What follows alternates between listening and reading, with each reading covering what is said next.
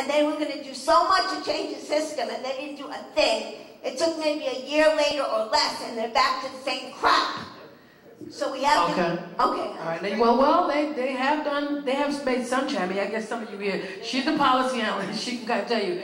And I kind of followed it a little bit, and they did make some changes, and again, that's because of the light that was brought. I mean, that case made them look so horrific, so incompetent, that they had to do something. So there were some changes, and then Sister here can reiterate what those changes were because she knows the policy. But they did make, in their defense, and they did make some changes. Right, and I just want to make the point that the child was left with the family. ACS was involved in that case, but they didn't remove the child. So, I mean, that's important to keep in mind as we're thinking about these issues. The child should not have been in that home. And so, and just one more thing that I want to say. I get fatality reports every day, okay?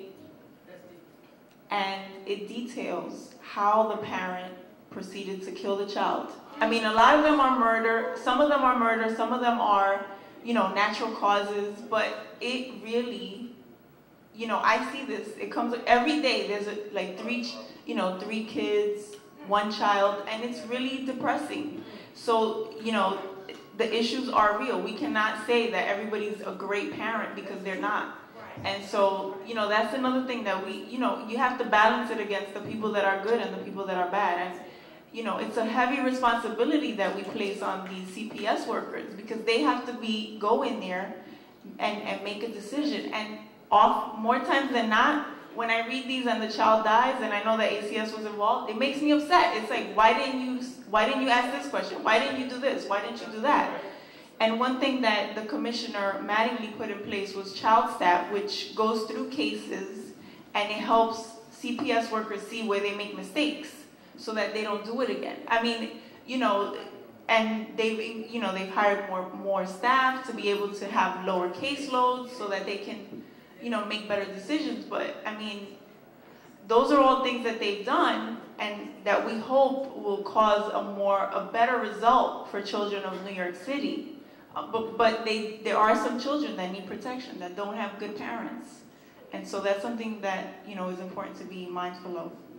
And also, but we also really need to keep in mind that the misfortune of Nick's Mary Brown, they use that as a badge.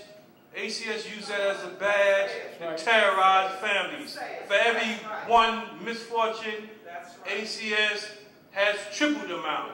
They just used that took place, that misfortune, and they just used that as an open season to take children from the house.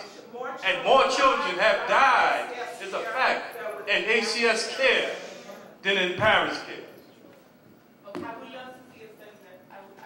I would love to see the study that proves that, because that would give us a lot more information. We've got numbers here from National Child Center. National Center on Child Abuse and Neglect. I'm not sure which year it is, but down the line. Physical abuse, sexual abuse, neglect, medical neglect, and fatalities.